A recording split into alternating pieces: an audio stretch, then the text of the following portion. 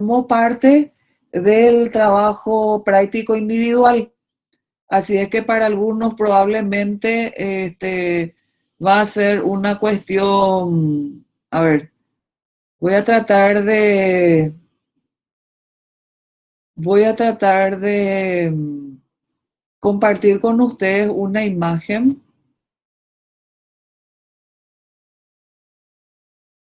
Voy a ver si logro.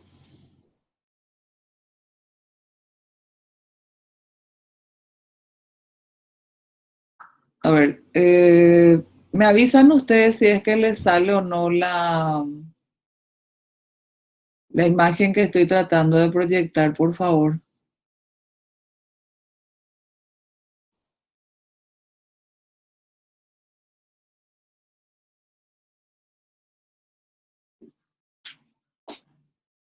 Aparentemente no sale. No, profe, no estamos viendo nada. Ya. Ok. A ver, Bruno, vos tenés tu código para proyectarnos, por favor, la parte Sí, donde dice, y mientras yo voy a tratar de solucionar el inconveniente que estoy teniendo. Eh, las clases de pena. Está en el artículo 37. Ya.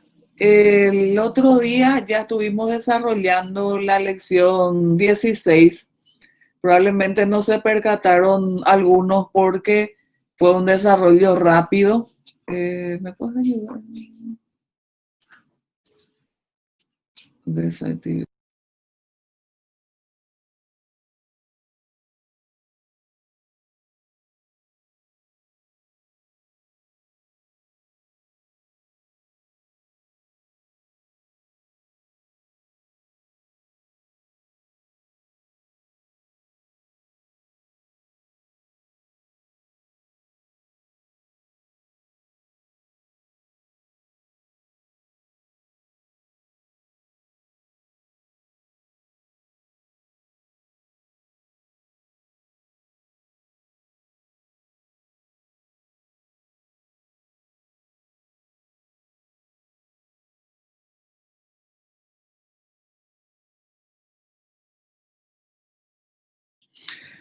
Bueno, lamentablemente no voy a poder compartir con ustedes la diapositiva que había obtenido para esta clase, pero no es menos cierto que vamos con la asistencia de Bruno, vamos a tener a la vista las clases de penas. Eh, quiero nada más, en apretada síntesis, recordar el tema que desarrollamos hoy son las consecuencias jurídicas del hecho. ¿Cuáles son estas consecuencias jurídicas? Como ya les había dicho, a un grupo les había asignado este tema para el trabajo individual, así es que a aquellos ya les va a resultar conocido. Para los que no tuvieron este trabajo, quiero mencionarles de que las consecuencias jurídicas del hecho punible son de naturaleza civil y penal. Las de naturaleza civil consiste en la responsabilidad civil proveniente del delito. En pocas palabras, se puede exigir reparación o indemnización por daños ocasionados a consecuencia del hecho punible. Y en cuanto a las consecuencias penales, ellas pueden ser las penas y las medidas de seguridad. Les ruego las disculpas del caso, como les dije, voy a tratar de comprimir en 30 minutos esta clase, por lo que ya les había manifestado. Y si les resulta un poco aburrido, les ruego me disculpen, pero realmente el material de apoyo que tenía para compartir con ustedes hubiera sido bastante útil, pero bueno, lastimosamente no me resulta imposible. Así es que vamos a aprovechar la proyección del Código Penal que Bruno nos está realizando. Tenemos en cuanto a no tenemos que olvidar que existen dos escuelas, dos corrientes de pensamiento en materia de derecho penal principales, que son la escuela positiva y la escuela correccionalista. Ustedes recordarán a Carrara, el padre. Gracias, Nico. ¿Se acuerdan de Carrara? Ustedes ya dieron criminología. Ya dieron. Bueno. Padre de algo, ¿verdad? Sí. Padre de algo, ¿verdad? Bueno, Carrara decía que la palabra pena tiene tres significaciones distintas. En sentido general expresa dolor o cualquier mal que ocasiona dolor. En sentido especial designa un mal que se sufre. Y en sentido especial indica aquel mal que la autoridad civil inflige al culpable por causa de un delito. Fíjense ustedes que en nuestro Código Penal tenemos tres clases de penas, que son penas principales, penas complementarias y las penas adicionales. Decía Carrara que la palabra pena tiene tres significaciones. Como ya les mencioné, implica dolor o cualquier mal que ocasiona dolor. Designa un mal que se sufre y indica que aquel mal la autoridad civil podrá infligir al culpable. Es un concepto de repente a lo mejor pareciera ser primitivo. Sin embargo, Carrara no es que sostenga que según su antojo la autoridad, en este caso el magistrado, estará imponiendo las penas. Dice, pone él de relieve en su definición el principio de legalidad de las penas. ¿Y cuál es el principio de legalidad? A ver si me ayudan a recordar. Nula pena sine lege stricta et previa. Gracias, Bruno. Muchas gracias. En cristiano no hay crimen ni pena sin ley previa. Correctísimo, Anaí. Carrara es de la escuela clásica. Correctísimo. Ahora bien, él, fíjense que él no era descabellado el concepto que él manejaba de la pena desde la perspectiva del derecho penal. No es descabellado, ¿por qué? Porque él sostenía efectivamente que la definición de la pena tiene que estar contenida en una norma, que es lo que el principio de legalidad nos establece. No hay crimen ni pena sin ley previa. A su vez, la escuela positiva sostenía que la pena se relaciona con el principio de la defensa social y el criterio de la peligrosidad. Fíjense ustedes que acá recordarán que se establece pena, la sanción que es pena o multa de acuerdo a la reprochabilidad. Se establece pena privativa de libertad o multa de acuerdo a la reprochabilidad del individuo y se establecen medidas de seguridad de acuerdo a la peligrosidad.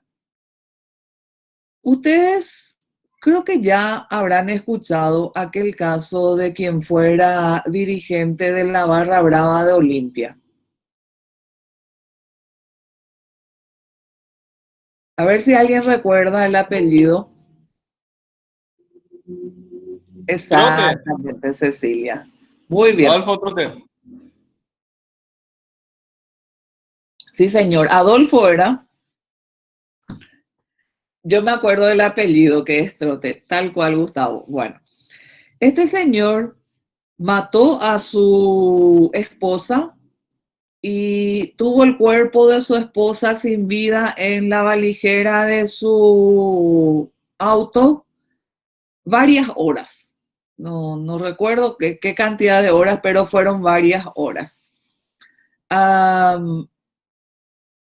Obviamente fue condenado por haber matado a su esposa y tuvo varias horas en la valijera de su vehículo el cuerpo sin vida de su esposa e incluso la llevó por todas partes.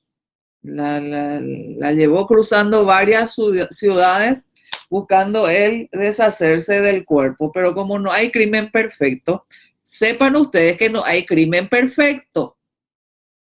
No sé si me están viendo la expresión del rostro. Por ejemplo, quedarse con el vuelto de mamá, sepan ustedes que será descubierto, tarde o temprano. En fin, lo cierto es que este señor fue condenado con la pena máxima prevista en nuestro Código Penal de privación de libertad, que es de 30 años. Y el Tribunal de Sentencia Colegiado, decisión que después el Tribunal de Apelaciones confirmó, le condenó a 10 años de medida de seguridad.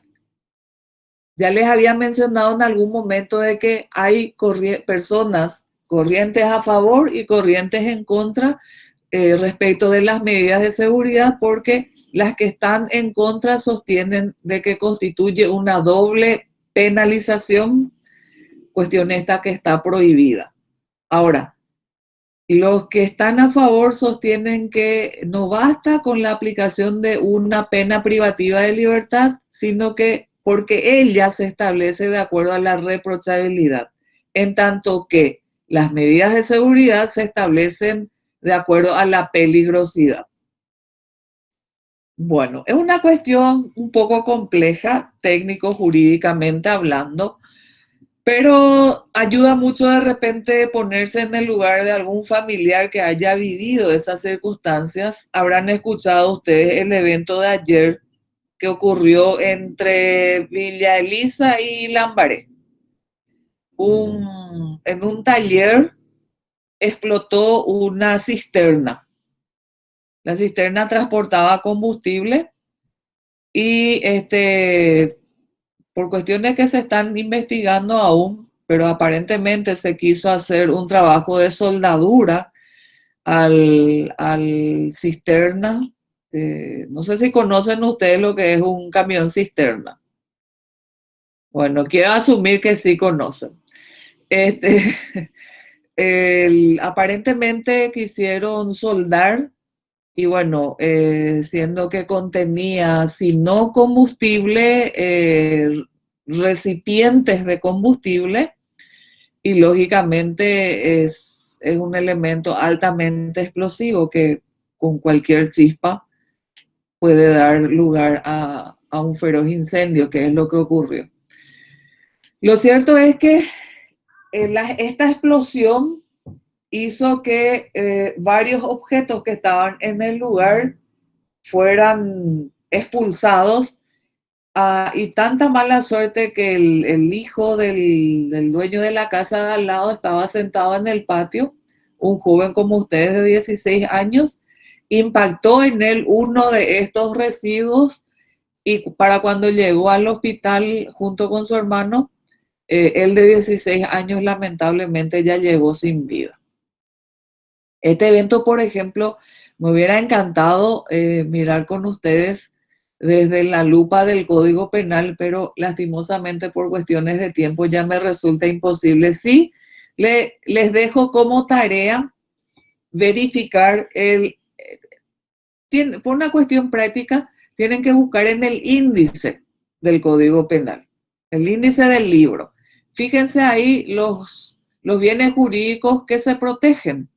Entonces, eso les va a facilitar la búsqueda.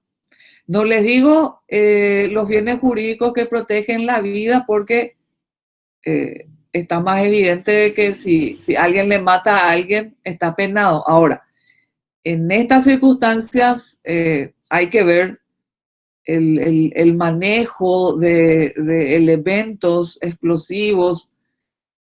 Les hago un desafío. Busquen ustedes para la siguiente clase, que yo también haré lo propio, entonces analizamos ahí este evento desde la perspectiva del derecho penal. Retomando entonces, ya tenemos la posición de la escuela clásica, de la escuela positiva y finalmente de la escuela correccionalista. Esta escuela sostiene que la pena concibe la pena como un derecho del delincuente a ser enmendado. Fija una noción comprensiva de la pena que puede considerarse en ella 3 fases o momentos: el legislativo, el judicial y el penitenciario. Fíjense ustedes que esto ya se aproxima al sistema de organización de una república. Ahora bien, a los efectos prácticos, lo fundamental es que en el artículo 37 de nuestro Código Penal se encuentran las clases de penas que el juez está obligado a aplicar si es que la norma así lo establece. Lo que necesitamos precisar es que existen penas principales, penas complementarias y penas adicionales. Entre las penas principales tenemos la privativa de libertad, cuyo mínimo es de 6 meses y máximo hasta 30 años. Y la pena de multa. Aquí en esta parte, vamos un poquito, el artículo 52 refiere a la pena de multa. Vamos un poquito, por favor, Bruno.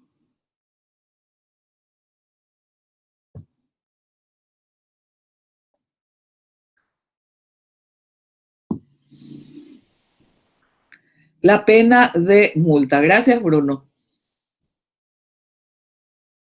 Bueno, vamos a analizar todos juntos porque en el trabajo individual a un grupo le cupo este tema y ya tenemos bien claro la pena privativa de libertad.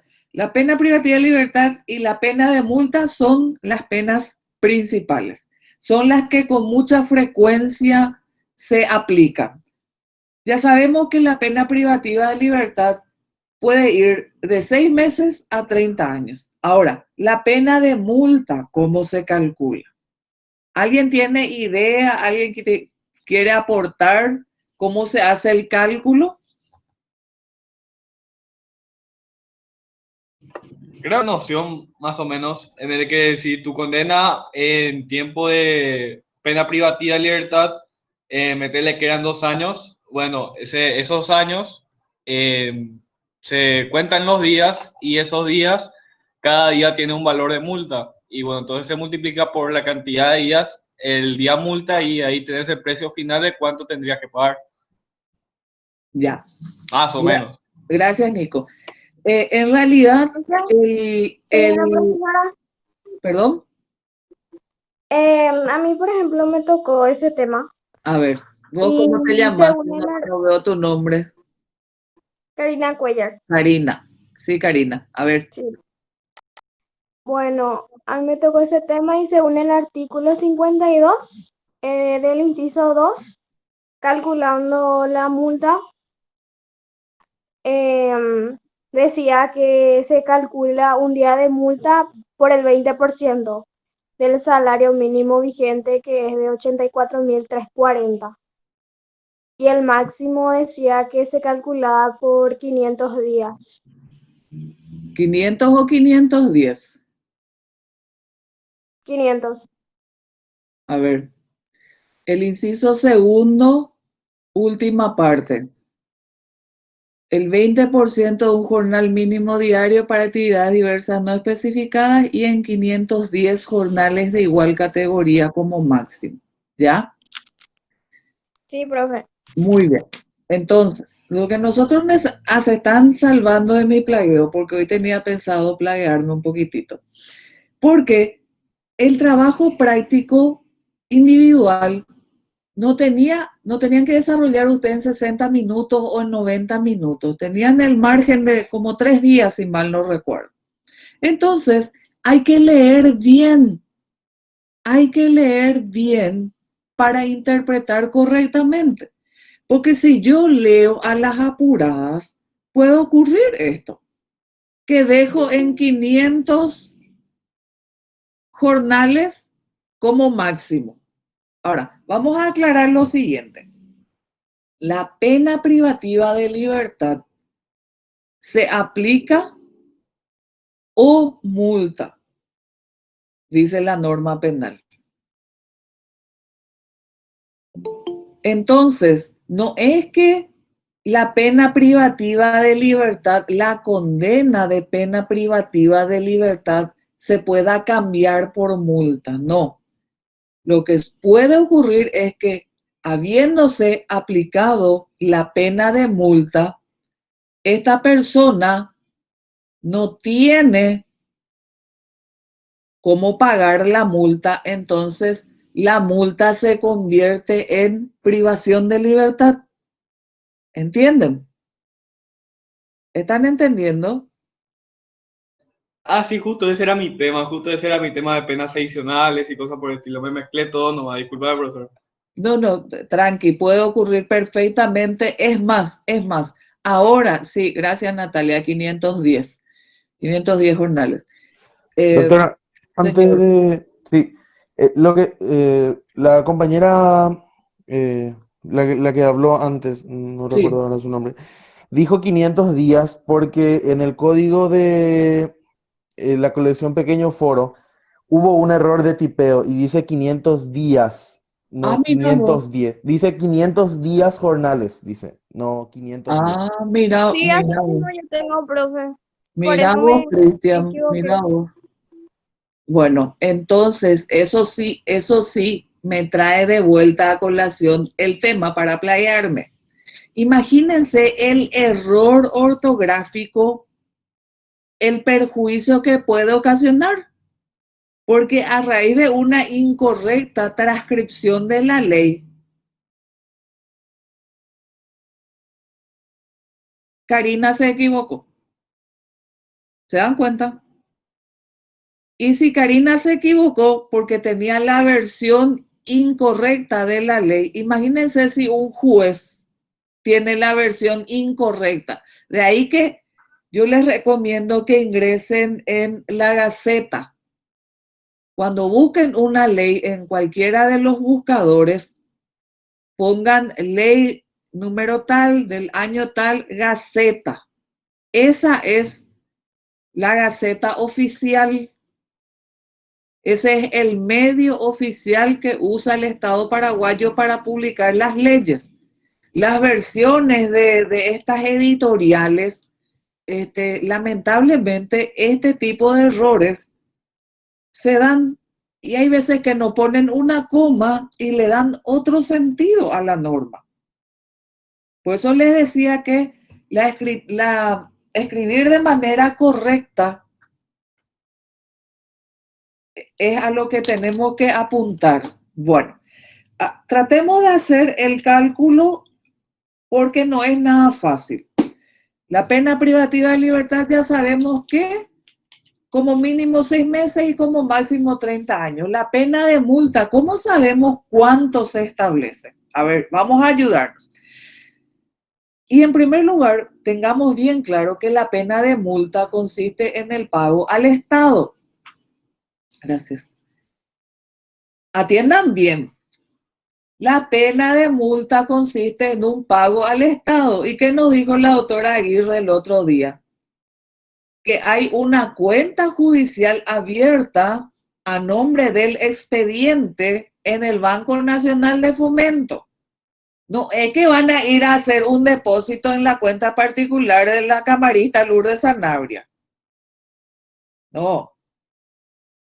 Es una cuenta que el juzgado habilita en el Banco Nacional de Fomento. No hay otra entidad bancaria habilitada.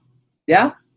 Se paga y ese dinero va al Estado. ¿Y qué hace el Estado con esa plata? Con una parte de ella se mejora la penitenciaría. Otra parte de ella se le da al Ministerio Público. Otra pequeña, ínfima parte le corresponde al Poder Judicial. Ergo, nosotros hacemos el trabajo y se distribuye de esa forma. Casi dije algo que me puede crear problemas, si es que, Profe, señor. eso pasa creo que en todas las instituciones. Y por ejemplo, cuando un abogado paga su tasa judicial, no es que se va para mejoras y del palacio o mejoras en, con lo que se refiere al Poder Judicial en sí, ¿verdad? Se va a otro fondo que no tiene nada que ver con los abogados. Y también pasa con los escribanos públicos, muchísimo. Sí, tal cual. Tal cual. La ley de tasas es una ley que hace años, tenemos que modificar, no solamente los operadores de justicia. Toda la ciudadanía tendría que estar interesada en que ese dinero, en concepto de tasa judicial, ¿qué es la tasa judicial? La tasa judicial es un arancel que se paga cuando se inicia un juicio. ¿Y cómo se establece? El 0,60% del valor de lo que se está reclamando. En los juicios civiles es fácil porque en los juicios civiles se habla de bienes cuantificables en guaraníes. Entonces, la tasa judicial se paga 0,60% del valor del juicio. Retomando, ¿cómo se hace el cálculo? Dice la norma, y atiendan bien, el artículo 52 establece cómo el juez de ejecución tiene que establecer el monto. Una vez más, rige el principio de legalidad. No es el antojo del juez ni de acuerdo a la cara del cliente, como se dice vulgarmente. No. La propia norma penal establece. Ahora bien, la pena de multa consiste en el pago al Estado de una suma de dinero determinada, calculada en días multa. Gracias, Bruno. Calculada en días multa. Su límite es de 5 días multa como mínimo. Ahora, ¿cómo se establece? Ay, Dios mío, justo. Vamos a ver cómo se apaga esto.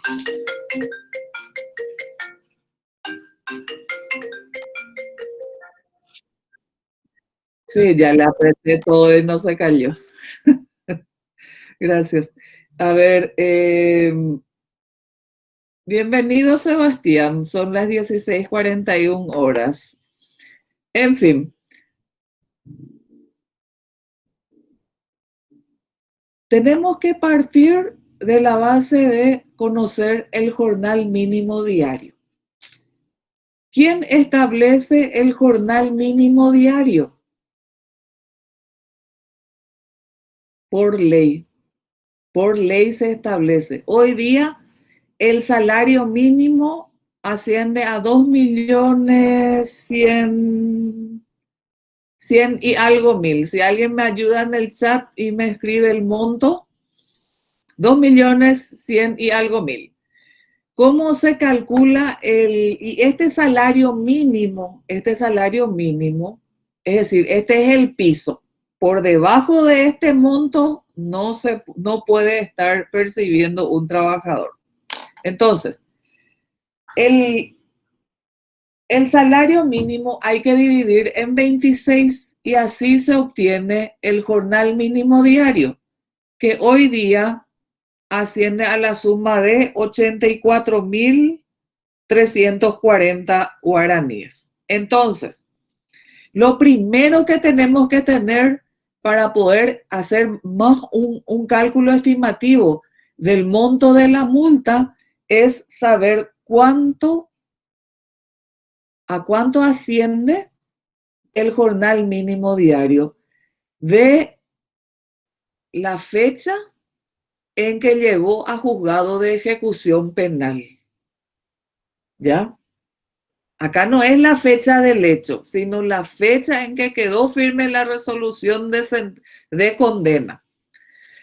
Muy bien, tenemos entonces el jornal mínimo diario, 84.000 y algo. 84.340 para ser precisos. El monto de un día multa A ver, perdón, acá en el inciso primero dice, su límite es de 5 días multa como mínimo. Un jornal mínimo diario tenemos que multiplicar por 5 para tener el monto que va a ser la suma mínima. Es decir, los 84.340 guaraníes que constituye el jornal mínimo diario hay que multiplicar por 5. Y el resultado que viene a ser la suma de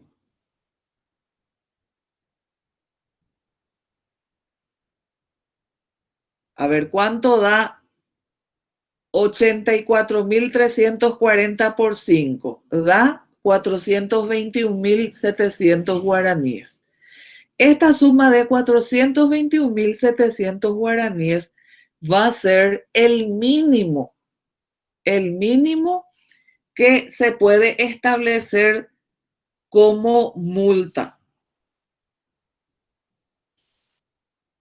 El inciso segundo dice, el monto de un día multa será fijado por el tribunal considerando las condiciones personales y económicas del autor, es decir, en qué trabaja, a qué se dedica el tiempo libre, en fin, qué trabaja, cuánto percibe como salario, etcétera, porque obviamente no va a ser lo mismo un futbolista profesional a un obrero, no va a estar percibiendo la misma suma de dinero como jornal mínimo diario un futbolista profesional a un chofer de colectivo. ¿Ya? Bueno, entonces el tribunal considerará las condiciones personales y económicas del autor. Se atenderá principalmente al promedio del ingreso neto que el autor tenga o pueda obtener en un día. Y atiendan bien acá. Un día multa será determinado en por lo menos el 20% de un jornal mínimo diario para actividades diversas no especificadas.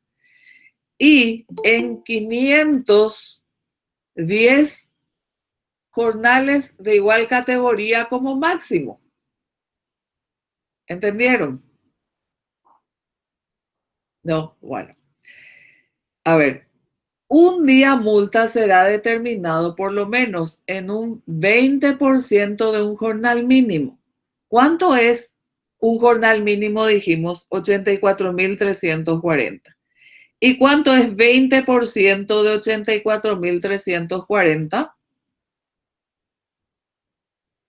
16.868 guaraníes. Entonces, 16.868 guaraníes tenemos que multiplicar por 5. Y el resultado, que viene a ser 421.700 guaraníes, va a ser el equivalente a una multa por día, como mínimo. Y como máximo hay que multiplicar por 510 jornales. Y ahí sí se dispara ya el monto. Entonces, este es el cálculo matemático. Acá lo fundamental, ustedes no se desesperen si no saben hacer el cálculo de buenas a primeras. Acá lo fundamental, la idea es que podamos apreciar de que rige el principio de legalidad. ¿Qué significa?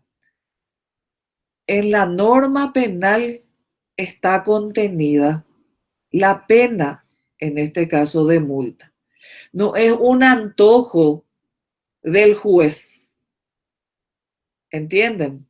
Para establecer la pena de multa, el juez tiene que dar cumplimiento a lo establecido en el artículo 52.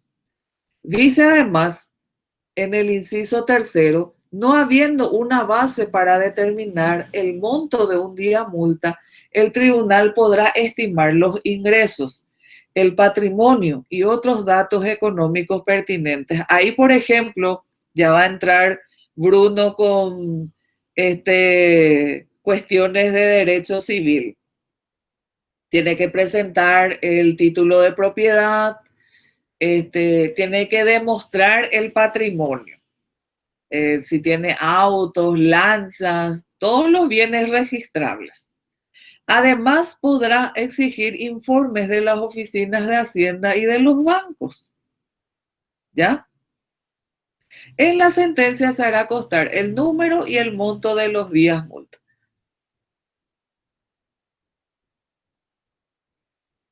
Y por último dice, los montos establecidos en el inciso segundo serán actualizados anualmente por medio de la tasa del índice de precios al consumidor, publicada oficialmente el 31 de diciembre de cada año por el Banco Central del Paraguay. ¿Alguna pregunta sobre este punto?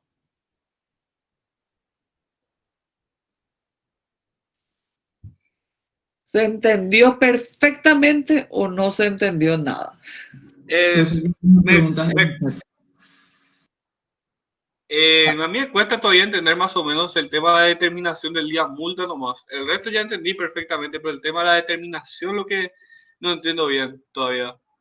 Porque en un principio dijiste, se dijo 80.000 guaraníes y a partir de ahí se hacía el cálculo, pero después resultó ser 16.000 guaraníes y me estoy confundiendo. Sí, y sale lo mismo, Nico, sale lo mismo. 84.340 es el jornal mínimo diario vigente. El 20% de 84.340 son 16.868 guaraníes. Este 16.868, al multiplicar por 5, de acuerdo al artículo primero, perdón, al inciso primero, segundo párrafo, da exactamente el monto de un jornal mínimo que son 84.340 guaraníes. O sea, le está dando una vuelta al pedo más o menos. No soy yo Tipo, el legislador hizo la norma. Yo sencillamente lo aplico, lo cumplo y lo hago cumplir. ok, y luego el tema de son 5 días de jornal mínimo. O sea, son 5 días el mínimo y el máximo de 510. Sí. Eso, y eso se determina en base a los ingresos del que cometió el delito. Sí, señor, correcto. Así Perfecto, mismo. perfecto. Ahí está todo. Gracias. Ok. ¿Alguna otra pregunta?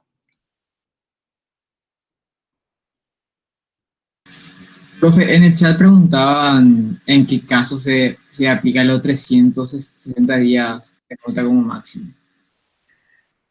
Y yendo al ejemplo, bueno, no hablemos de futbolistas, hablemos de empresarios del rubro del entretenimiento. ¿Ustedes vieron alguna vez los vehículos de los que se dedican a traer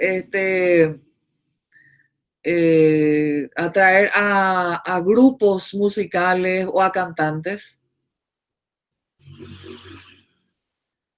Yo sí. O sea, obviamente no va a ser lo mismo el ingreso de un obrero a un profesional.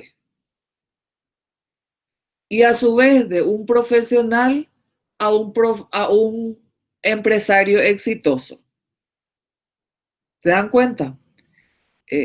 Aquí lo importante es que, repito, las condiciones personales y económicas del condenado tiene que demostrar, tiene que ser demostrado, y esto se demuestra a través de informes, ya sea requiriendo un informe a la Dirección General de los Registros Públicos, donde están registrados los bienes muebles, inmuebles, a Hacienda, al Ministerio de Hacienda, a los bancos, ¿ya? Que es a través de esos informes el juzgador de ejecución va a tener el informe, los datos, mejor dicho, que está precisando para poder realizar el cálculo conforme al artículo 52. Aquí lo fundamental, y no me voy a cansar de decir, es que se puede apreciar que el principio de legalidad es fundamental en materia de derecho penal. No se aplica pena alguna por antojo o capricho del juez, sino que conforme a lo que la norma dispone. Bueno,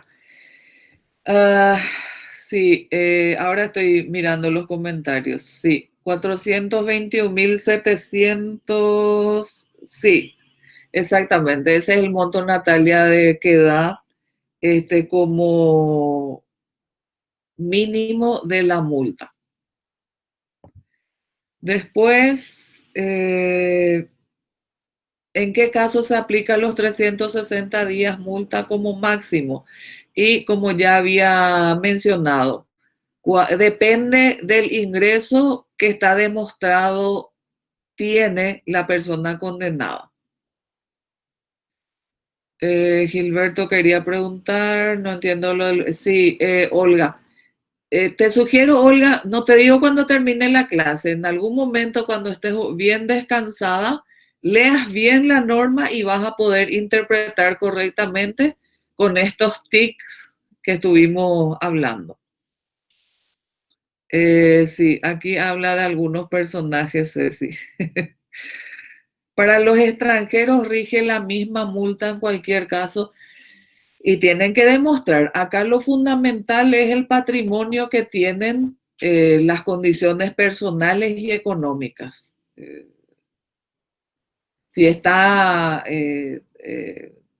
si está residiendo en el país, si está trabajando, cuando se establece. Las penas de multa, gracias, Olga.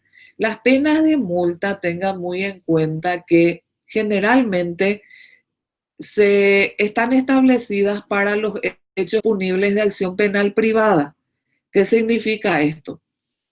En derecho procesal penal van a abordar este tema en forma detenida. Así, rápidamente lo que les puedo mencionar es que existen, desde el punto de vista del procedimiento penal, los hechos punibles de acción penal pública y los hechos punibles de acción penal privada. Los hechos punibles de acción penal pública tienen que ser investigados por el Ministerio Público. Los hechos de acción penal privada tienen que ser investigados por la víctima, por la persona afectada, quien a su vez debe designar un abogado para que presente una querella. ¿Ya? Estos delitos de acción penal privada, las penas que contienen, que les corresponden, mejor dicho, son las penas de multa. En los delitos de acción, por ejemplo, son delitos de acción penal privada, difamación, calumnia, injuria. Nos traía originariamente el catálogo de los hechos punibles de acción penal privada, nos traía el artículo 17 del Código Penal, Procesal Penal. Código Procesal Penal, no es el Código Penal que nosotros venimos analizando, es el Código Procesal Penal. Pero este artículo 17 sufrió modificaciones por la Ley 3440/2008. Varios hechos de acción penal privada que estaban dentro del artículo 17 del Código Procesal Penal pasaron a ser delitos de acción penal pública. Y les cuento bien que hay mucha resistencia por parte de muchos agentes fiscales que no están de acuerdo que el artículo 17 fue modificado por el la ley 3440/2008, pero es así. ¿Por qué? Porque, para terminar en este aspecto, muchos delitos de acción penal privada pasaron a ser delitos de acción penal pública. Entonces, la carga laboral para el agente fiscal ha sido elevado considerablemente ha sido elevada. Muy bien, entonces volvemos, por favor, Bruno, a las penas principales contenidas en el artículo 37. Decíamos que las penas principales son las penas de privativa de libertad, la pena de multa. Ya sabemos entonces, estimativamente manejamos los montos. Acuérdense que el día multa como mínimo puede ser 421.700 guaraníes y como máximo 43 millones y algo. Un día multa puede ser eso. Y hay que ver a cuántos días multa la persona es condenada. Nosotros hablamos, sencillamente el cálculo que hicimos fue a cuánto equivale un día multa. ¿Entienden? Porque si esta persona no está en condiciones de realizar el pago, el día multa se convierte a privación de libertad. Bueno, estas dos cuestiones, particularmente la pena de multa, era el tema que me interesaba bastante dejarles claro, o lo más claro posible, porque en los trabajos prácticos pude detectar la dificultad en la realización del cálculo. Después son penas complementarias, la pena patrimonial, y de por sí el código nos va estableciendo en qué consisten cada tipo de penas. La composición sí, y con esto cerramos la clase de hoy. La composición es es el pago que se le hace al particular afectado. Y la composición es una pena adicional. Es decir, para que esta pena pueda ser impuesta, gracias Bruno, para que esta pena pueda ser impuesta por el juez, la víctima tiene que solicitar. ¿Y en qué consiste la composición? En un pago de una suma de dinero determinada por la víctima. La víctima es la que solicita un monto determinado como manera de restablecer la paz social. Ahora bien, estas tres clases de penas tienen que estar contempladas en los tipos legales. ¿Se acuerdan qué son los tipos legales? Los hechos tipificados como hechos punibles. La norma tiene que establecer qué clase de pena se va a estar estableciendo, se va a estar imponiendo.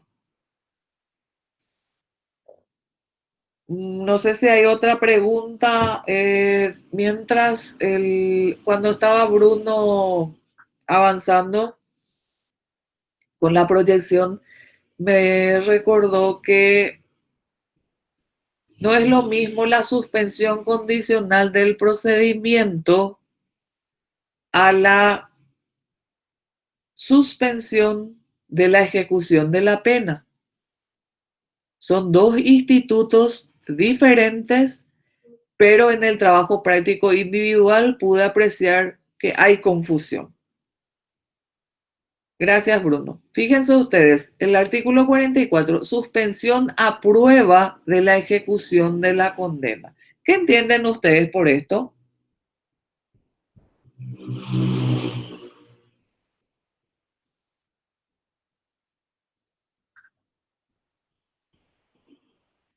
Se suspende a prueba la ejecución de la condena. Es decir, ya existe una condena. Ahora bien, esta condena se puede suspender su ejecución, es decir, se puede suspender su cumplimiento. ¿Cuándo?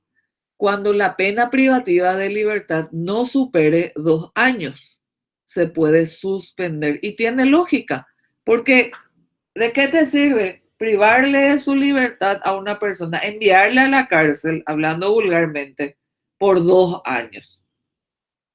Siendo que perfectamente bajo ciertas condiciones, esta persona se puede esperar que pueda dar satisfacción por el ilícito ocasionado y no vuelva a realizar el hecho otro hecho punible. Es decir, bajo ciertas obligaciones, bajo ciertas reglas de conducta y bajo el control, bajo la vigilancia de un asesor de prueba. Me matás, Nico, ahí. Dios mío. Fíjense ustedes que no es lo mismo entonces suspensión a prueba de la ejecución de la condena a suspensión del procedimiento. La suspensión del procedimiento está en el artículo 19 del Código Procesal Penal.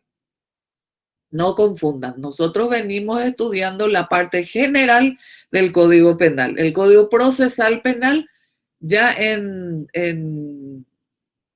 Derecho Procesal Penal van a estar estudiando. Tampoco hay que confundir, en los trabajos prácticos pude detectar esa confusión, el asesor de prueba. ¿Qué hace el asesor de prueba? El asesor de prueba lo que hace es vigilar el cumplimiento de las reglas de conducta, de las obligaciones que le han sido impuestas a la persona condenada. Alguien, más de uno, puso en su trabajo práctico ayudar. Es una manera de ayudar porque te está ayudando a que cumplas con tu obligación. Pero no hay que confundir esa ayuda que fácilmente se confunde en nuestra sociedad. ¿Ya? Muy bien. ¿Hay alguna pregunta? En suspensión no es lo mismo que conmutación de la pena, ¿verdad? O sea, es que se le suspende nomás durante un tiempo determinado y si es que cumple ciertas características, se le por lo que tengo entendido. Bueno. A ver, suspensión de la ejecución de la condena no Sí. es lo mismo a qué. No, que se suspende nomás, tipo la condena sigue ahí, pero se suspende porque la conducta del individuo le permite cumplir de otra manera, más o menos. Sí, sí, exacto. Justamente dice el artículo 44 que la personalidad del autor. ¿Puedes proyectar, por favor, Bruno, de vuelta un ratito? Discúlpeme, nada, que me pierdan algunas cosas y quiero entender eso más. Gracias, Bruno. Claramente dice la norma en qué caso se va a suspender la ejecución de la condena. En primer lugar, habíamos dicho 44. Artículo 44 es Bruno. Habíamos dicho que la pena no debe superar a 2 años de prisión. Entonces, la condena no debe superar los 2 años. Esto está en el inciso primero. El tribunal ordenará la suspensión de ejecución cuando la personalidad, la conducta y las condiciones de vida del autor, atiendan bien, la personalidad. ¿Cómo se va a demostrar qué clase es la personalidad del individuo? Con un examen psicológico. La conducta y las condiciones de vida del autor. La conducta, ¿qué clase de vida lleva? ¿Es estudiante o no trabaja, no estudia? Bueno. y las condiciones de vida del autor permitan esperar que, sin privación de libertad y por medio de obligaciones, reglas de conducta y sujeción a un asesor de prueba, pueda dar satisfacción por el ilícito. ¿Y cuáles son esas obligaciones? Esas obligaciones están contenidas en el propio Código Penal. ¿Cuáles son las reglas de conducta? Están en el Código Penal. ¿Cuál es la función de un asesor de prueba? Está en el Código Penal. Ahora, ¿quién puede llegar a ser asesor de prueba? Esa es una buena pregunta. Porque ese asesor de prueba, y si mal no recuerdo, está el asesor de prueba, si me ayudan por favor a encontrar. Artículo 47, profe. 47. A ver.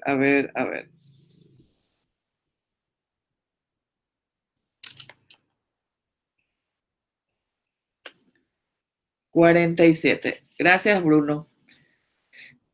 Dice, el tribunal ordenará que durante todo o parte del periodo de prueba, ¿cuánto va a ser el periodo de prueba? ¿Y va a ser los 2 años o los menos de 2 años que el tribunal de sentencia haya establecido? El condenado esté sujeto a la vigilancia y dirección de un asesor de prueba. Ese es el rol del asesor de prueba, vigilancia y dirección. Le tiene que controlar al condenado a ver si está, a la persona condenada, a ver si está cumpliendo con la sanción. Y le tiene que dirigir, en caso de tener dificultades para cumplir, le tiene que dirigir de manera a que cumpla. A ver, dice, esto es muy interesante. Al suspenderse la ejecución de una pena privativa de libertad de más de 9 meses para un condenado menor de 25 años de edad, se ordenará generalmente la asesoría de prueba. El asesor de prueba prestará apoyo y cuidado al condenado. A esto me estaba refiriendo. No me vengan con la historia de que van a pretender que un asesor de prueba esté apoyando económicamente al condenado. No.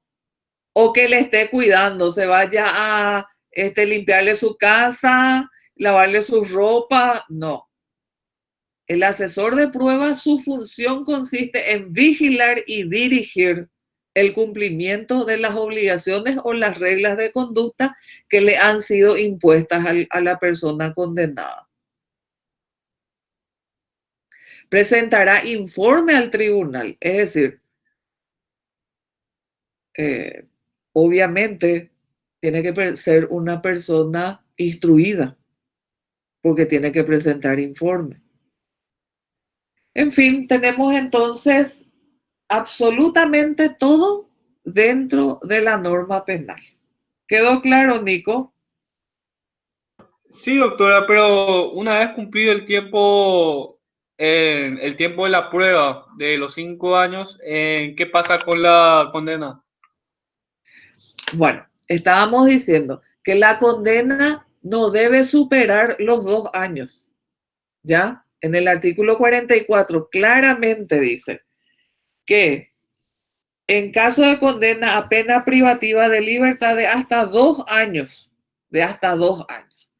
vamos a suponer que el tribunal, el juzgado de ejecución, el tribunal de sentencia confirmado por tribunal de apelación establece las obligaciones o establece reglas de conducta.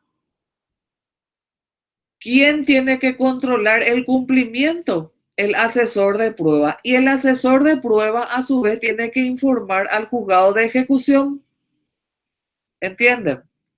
Si no cumple con las obligaciones, estas obligaciones están también, lastimosamente, alguien arrancó 2 hojas de mi código, así es que no tengo los artículos que se refieren a las obligaciones, las clases de obligaciones, si es que me pueden ayudar y nos vamos terminando la clase. Ahí está, 45. Gracias, Bruno. Para el periodo de prueba, el tribunal podrá imponer determinadas obligaciones. 1. Reparar dentro de un plazo determinado y de acuerdo con sus posibilidades los daños causados por el hecho punible. 2. Pagar una cantidad de dinero a una entidad de beneficencia. No hay que confundir cómo se llamaba el instituto que consiste en pagar a la víctima por el daño ocasionado. ¿Compensación? Penas adicionales. ¿Cómo? Compensación, yo dije. Compensación. Muy bien. Gracias, Bruno. Entonces tenemos que las obligaciones pueden ser las ya señaladas y atiendan bien, o efectuar otras prestaciones al bien común. ¿Cuáles pueden ser estas prestaciones al bien común? Ir a ayudar en un hogar de ancianos, ir a ayudar en un instituto de abrigo.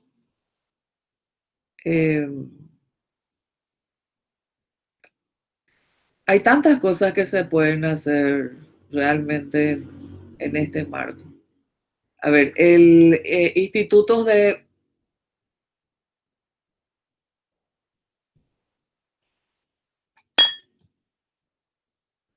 Cuando el condenado ofrezca otras prestaciones adecuadas y destinadas a la satisfacción de la víctima o de la sociedad, el tribunal aceptará la propuesta siempre que la promesa de su cumplimiento sea verosímil. Y en el artículo 46 tenemos las reglas de conducta. Rápidamente, ¿cuáles pueden ser estas reglas de conducta?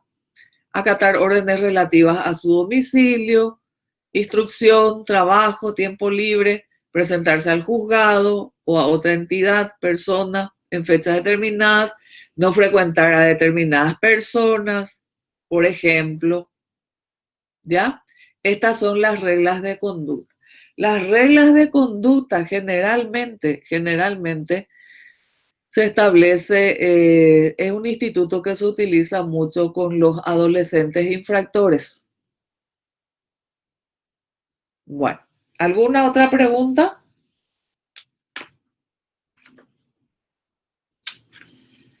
Muy bien. Les agradezco la atención una vez más. Muchísimas gracias, Bruno. El jueves, Dios mediante, entonces vamos a estar tomando el examen de recuperación del primer parcial y los trabajos prácticos, si es que algunos no hicieron ese trabajo. Obviamente la calificación ya no va a poder ser la misma por más de que el rendimiento sea máximo. No sé si hay alguna cuestión que me esté olvidando o quieren preguntar algo.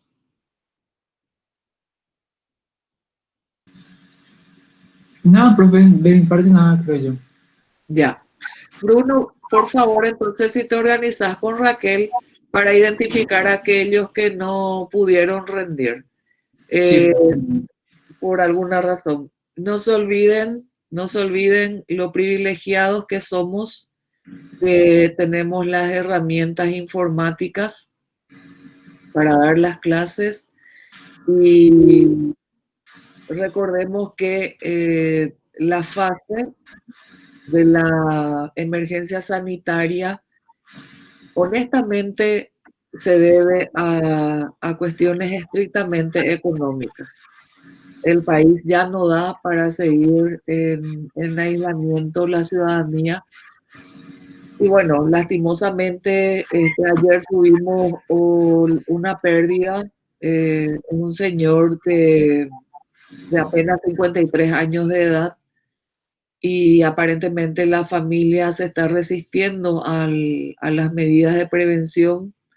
Entonces, tratemos de instruir, tratemos de salir lo estrictamente necesario de las casas, porque ustedes son jóvenes y ustedes tienen las defensas a plenitud, pero sus hermanos mayores o sus hermanos jóvenes, algunos familiares,